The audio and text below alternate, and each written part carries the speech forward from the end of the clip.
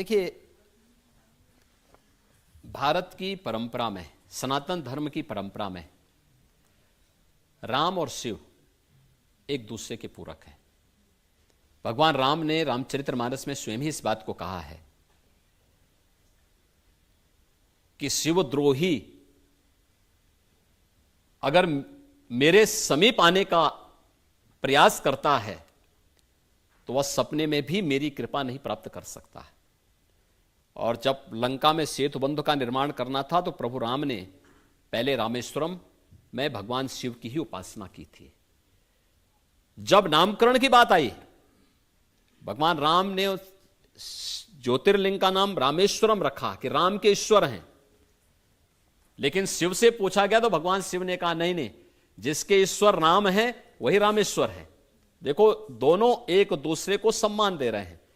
यह भारत की परंपरा है। कांग्रेस ने बांटने की राजनीति हमेशा की है। पहले देश को बांटा, इसके बाद क्षेत्र और भाषा के आधार पर देश को बांटने का कुत्सित प्रयास किया।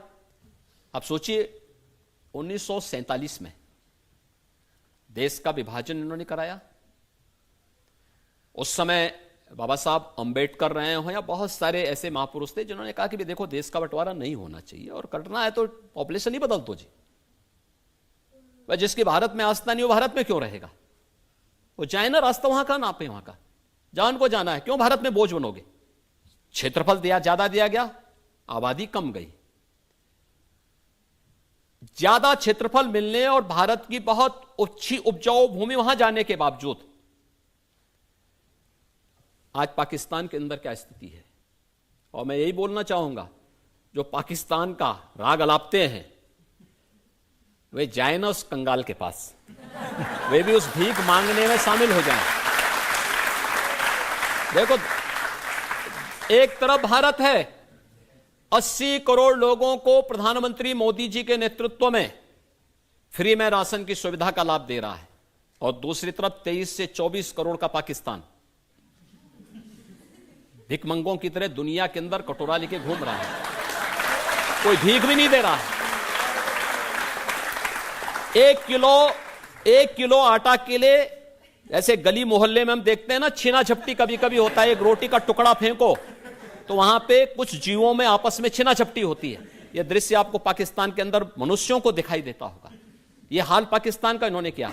अगर वह हिंदुस्तान का पार्ट होता, ऐसे खुशहाल होता जैसे भारत खुशहाल है। पाकिस्तान की जितनी आबादी, उससे ज्यादा गरीबों को मोदी जी ने 10 वर्ष में गरीबी रेखा से ऊपर उठा करके एक स्वस्थ जीवन जीने का, खुशहाल जीवन जीने का उन्हें एक रास्ता उनके लिए प्रशस्त किया।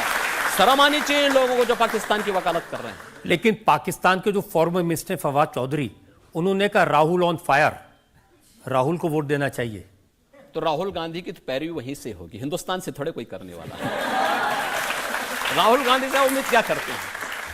इस सब के बावजूद राम मंदिर का ये लोग विरोध करें, भारत के संसाधनों का गरीब को, गांव को, किसान को, नौजवान को, महिला को, दलित को, यानी जनजाति को, पिछड़ी जाति के लोगों को, अन्य गरीबों को मिलने वाली सुविधा ये मुसलमानों में लुटाएं, और तब भी ये भारत से समर्थन प्राप्त करने की अपेक्षा करते हो। फयाज चौधरी जैसे लोग ही इनको समर्थन करेंगे। कोई सभ्य सोसाइटी भारत की और भारत का कोई राष्ट्रभक्त इनको समर्थन नहीं कर सकता है।